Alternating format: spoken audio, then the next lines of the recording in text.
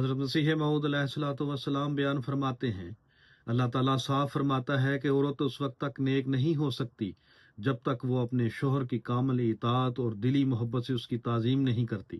اسی طرح رسول خدا نے فرمایا کہ اگر غیر اللہ کو سجدہ کرنا جائز ہوتا تو میں عورت کو کہتا کہ وہ اپنے شوہر کو سجدہ کرے۔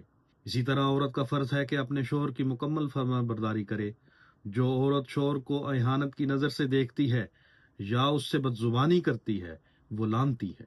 عورت کو چاہیے کہ نامحرموں سے اپنے آپ کو بچائے اور اپنے خاوند کے مال کی حفاظت کرے۔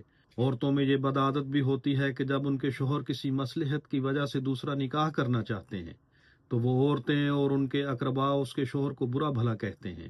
وہ نہایت مردود اور شیطان کے بہن بھائی ہیں، کیونکہ وہ خدا اور اس کے رسول کے حکم سے منہ پھیر کر اپنے رب کے ساتھ لڑائی کرنا چاہتے ہیں۔ اگر کسی نیک دل مسلمان کے گھر ایسی بدذات بیوی ہے تو اسے مناسب ہے کہ اسے سزا دینے کے لیے دوسرا نکاح ضرور کرے۔